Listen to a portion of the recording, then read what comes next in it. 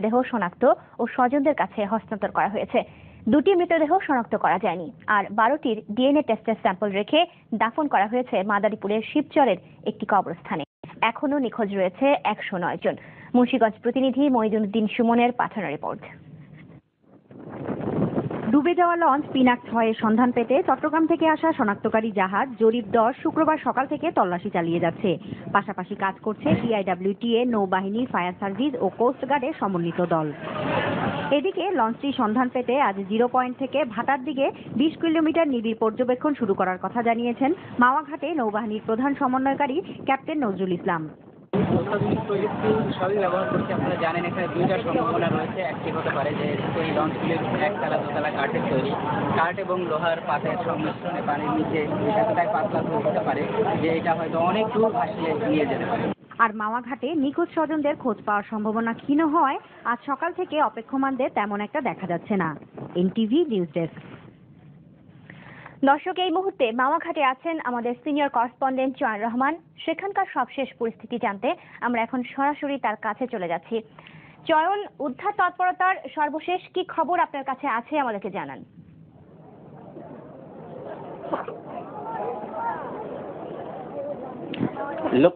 উদ্ধার তৎপরতার সর্বশেষ খবর থেকে 7টা আনুষ্ঠানিক বিবৃতির মাধ্যমে জানিয়েছেন এই অভিযানের প্রধান সমন্বয়ক ক্যাপ্টেন নজরুল এবং এই টিমের প্রধান ক্যাপ্টেন মঞ্জুরুল করিম চৌধুরী জানিয়েছেন যে গত পরশু রাত দিকে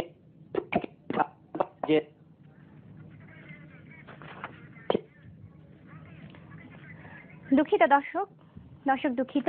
আমরা পরে আবার চয়নের সাথে যোগাযোগের চেষ্টা করব। চলে যাচ্ছি পরের খবরে। এদিকে অনুসন্ধানকারী জাহাজ তল্লাশি চালানোর সময় মেটাল জাতীয় বস্তুর অস্তিত্ব চিহ্নিত করেছে। তবে সেটা ডুবে যাওয়া লঞ্চ না অন্য কিছু, ডুবুরিদের নামানোর পরেই তার সঠিক তথ্য পাওয়া যাবে বলে জানিয়েছেন উদ্ধার অভিযানে বিশেষজ্ঞ দলের প্রধান কমান্ডার মঞ্জুরুল করিম চৌধুরী।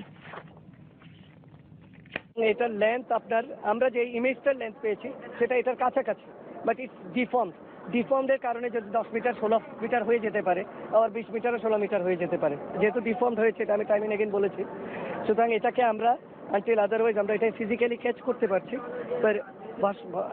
মানে এটা রিকভার করতে পারছি, ততক্ষণের আগে এটা নিশ্চিত করে বলা যাচ্ছে না এটা জাহাজ বা অন্য কিছু। স্বল্প সময়ের মধ্যে যোগ্য ব্যক্তিদের নিয়ে একটি স্বাধীন সম্প্রচার কমিশন গঠন করে সেই কমিশনকে নির্দিষ্ট সময় বেঁধে দিয়ে অংশীজনদের সাথে পরামর্শ করে একটি নীতিমালা প্রণয়ন করার দাবি জানিয়েছে বাংলাদেশ ফেডারেল সাংবাদিক ইউনিয়ন বিএফইউজের একাংশ। স্বাধীন সম্প্রচার কমিশন গঠনের আগে গেজেট হওয়া সম্প্রচার নীতিমালার কোনো ধারা প্রয়োগ না করার আহ্বানও জানায় তারা। সকালে জাতীয় প্রেস ক্লাবে সংবাদ সম্মেলনে সংগঠনের সভাপতি মঞ্জুরুল আহসান বুলবুল এই আহ্বান জানান।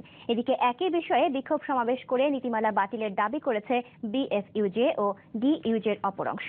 রিপোর্ট করছেন হাসান জাবেদ। জাতীয় সম্প্রচার নীতি বিষয়ে মতামত তুলে ধরতে এই সংবাদ সম্মেলনের আয়োজন করে বিএফইউজের একাংশ।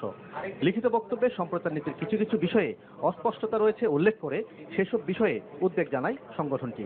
এতে বলা হয়, নীতিমালায় সম্প্রচার কর্মীদের সম্পর্কে সুনির্দিষ্টভাবে কিছু বলা হয়নি।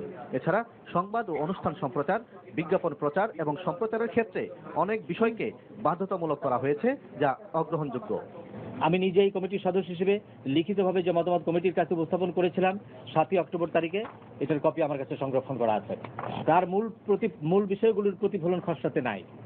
এমনকি খসড়াটি চূড়ান্ত করার পর কমিটির সদস্য হিসেবে আমি জানতেও পারিনি খসড়াটির চেহারা কি। চূড়ান্ত খসড়ার কপিও সদস্যরা নিজ উদ্যোগে সংগ্রহ করেছেন। ফলে খসড়াটি মন্ত্রিসভায় অনুমোদনের পর যা দেখছি তাতে কোনো বিষয়ে আমাদের উদ্বেগ রয়েই গেছে। তিনি আরো বলেন, সম্প্রচার নীতিমালায় টকশোকে নিয়ন্ত্রণ করার ব্যবস্থা নেওয়া হয়েছে। সেক্ষেত্রে তিনি বলেন, কোনো গণমাধ্যম যদি উদ্দেশ্যমূলকভাবে বিভ্রান্তিকর ও অসত্য তথ্য উপাত্ত দেয়, তাহলে প্রচলিত আইনি ব্যবস্থা নেওয়ার বিধান আছে। কাজেই নতুন সম্প্রচার নীতিমালায় এই বিষয়টি থাকার কোনো প্রয়োজন নেই। এই কমিশন একটি সংবিধিবদ্ধ সংস্থা হবে। আমাদের প্রশ্ন, সংবিধিবদ্ধ সংস্থা মানে কি রকম? তথ্য কমিশনের মতো, দুদকের মতো, নির্বাচন কমিশনের মতো, প্রেস কাউন্সিলের মতো? স্বাধীন হলে স্বাধীনতার চেহারাটি কি হবে, শর্তাবলী কি হবে? স্বাধীন মানে কি? অর্থনৈতিক বা প্রশাসনিকভাবে স্বাধীন? এই প্রশ্নগুলির জবাব নাই। এই নীতিমালাতেই যদি কি করা যাবে কি করা যাবে না সবকিছু বলে দেওয়া হয়, তাহলে সম্প্রচার কমিশন অংশীজনদের সঙ্গে আলোচনা করে আর কি নীতিমালা করবে? এদিকে জাতীয় প্রেস ক্লাবের সামনে বিএফইউজে ও ডিইউজের অপর অংশের বিক্ষোভ সমাবেশে বক্তারা বলেন, সম্প্রচার নীতিমালাটি রাষ্ট্র, গণতন্ত্র ও গণমাধ্যম বিরোধী। বাক স্বাধীনতা হরণ এবং গণমাধ্যমের কণ্ঠরোধই এই নীতিমালার উদ্দেশ্য। এখানে পরিষ্কার ভাষা বলা আছে, কোনো বাহিনীর কোনো ব্যক্তির বিরুদ্ধে লেখা যাবে না। র্যাব যদি হত্যা করে আপনি লিখতে পারবেন না, পুলিশ নিয়মিত হত্যা করছে আপনি লিখতে পারবেন না, টকশোতে আপনি কথা বলতে পারবেন না, তাহলে আপনি কি করবেন? এই নীতিমালা বাতিল না করা পর্যন্ত তাদের আন্দোলন অব্যাহত থাকবে বলেও হুঁশিয়ার করে দেন বক্তারা। Hasan Javed, NTV news, Dhaka. পোশাক খাতের বড় দুর্ঘটনা থেকে শুধু মালিকরাই লাভবান হয়েছেন জানিয়ে অর্থনীতিবিদরা বলেছেন বিজিএমইএ প্রকৃত মালিকদের প্রতিনিধিত্ব করছে না। সকালে জাতীয় প্রেস ক্লাবে পোশাক শিল্পের চ্যালেঞ্জ এবং উত্তরণের উপায় শীর্ষক এক জাতীয় সংলাপে বক্তারা এসব কথা বলেন। চিন্তার চাষ ও দি ঢাকা ফোরাম আয়োজিত সংলাপে বক্তারা বলেন পোশাক খাতে এখনো বিভিন্ন সমস্যা আছে, আর এসব সমস্যা সমাধানের জন্য তৈরি পোশাক প্রস্তুত ও রফতানিকারকদের সংগঠন বিজিএমইএ কাজ করছে না, তারা শুধু মালিকদের পক্ষেই কাজ করছে। তোবা গার্মেন্টসের শ্রমিকদের উপর হামলা এবং বিজিএমইএ এর ভূমিকারও সমালোচনা করেন বক্তারা। এ সময় বিজিএমইএ ও বিকেএমইএ এর সাবেক নেতারা বলেন এখনো মালিক শ্রমিকদের সম্পর্কের তেমন উন্নতি হয়নি। যে অ্যাডভান্স এই সফল উদ্যোক্তাদের প্রতিনিধি হিসেবে নেই অ্যাকচুয়ালি। প্রবৃদ্ধি এবং এই খাতকে এগিয়ে নিয়ে যাওয়ার জন্য একটা উদ্যোক্তা শ্রেণী আছে, কিন্তু একটা বৃহৎ আরেকটা শ্রেণী আছে যারা হচ্ছে আসলে অনৈতিক ব্যবসার মধ্যে আছে, তারাই আবার রাজনৈতিক কানেকশনস গুলো ব্যবহার করে নানা ধরনের অপকর্ম কন্টিনিউসলি চালিয়ে যাচ্ছে। আজকে বিজিএমইএ কাদের প্রতিনিধিত্ব করছে এই প্রশ্নটা তোলার এখন সময় এসছে। বিজিএমইএ তারাও কিন্তু এক অর্থে রানা প্লাজা থেকেও তারাও কিন্তু কিছু লাভবান হয়েছে, কারণ নাটোরের ইয়াসিনপুর রেল স্টেশন এলাকায় ট্রেনের ধাক্কায় ভটভটি চূর্ণ বিচূর্ণ হয়ে ৩ যাত্রী নিহত হয়েছে, আহত হয়েছে 7 জন। স্টেশন কর্তৃপক্ষ ও এলাকাবাসী জানায় দুপুর 12:30টার দিকে চিরাহাটি থেকে রাজশাহীগামী বরেন্দ্র এক্সপ্রেস ট্রেনটি নাটোরের ইয়াসিনপুর রেল স্টেশন অতিক্রম করছিল। এ সময় যাত্রীবাহী একটি ভটভটি দক্ষিণ রেল ক্রসিং এর লাইন পার হওয়ার সময় ট্রেনটি ভটভটিকে ধাক্কা দেয়, এতে ভটভটি চূর্ণ বিচূর্ণ হয়ে যায়। ঘটনাস্থলে জুলেখা বিবি, সুন্দরী বেগম ও সাজেদা বেগম নামে 3 ভটভটি যাত্রী নিহত হয়। আহত 7 জনকে নাটোর সদর হাসপাতালে ভর্তি করা হয়েছে। এদিকে রাজশাহীর মহানগরীর খড়খড়ি এলাকায় আম বোঝাই ট্রাক উল্টে 2 আম ব্যবসায়ী নিহত হয়েছেন। পুলিশ জানায় গতরাতে আম বোঝাই ট্রাকটি শিবগঞ্জের কানসার থেকে কুমিল্লার উদ্দেশ্যে রওনা দেয়। রাজশাহী নগরের খড়খড়ি বাইপাসের মুসলিমের মোড়ে পৌঁছালে নিয়ন্ত্রণ হারিয়ে ট্রাকটি রাস্তার পাশে খাদে পড়ে যায়। এতে ঘটনাস্থলেই আম ব্যবসায়ী আব্দুর রহিম ও আব্দুল কাদির মারা যান। সকালে পুলিশ ঘটনাস্থলে গিয়ে লাশ দুটি উদ্ধার করে থানায় নিয়ে যায়।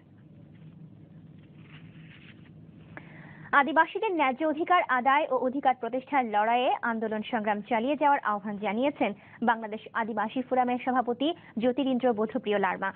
বিশ্ব আদিবাসী দিবস উপলক্ষে কেন্দ্রীয় শহীদ মিনারে বাংলাদেশ আদিবাসী ফোরাম আয়োজিত এক সমাবেশে তিনি এই আহ্বান জানান।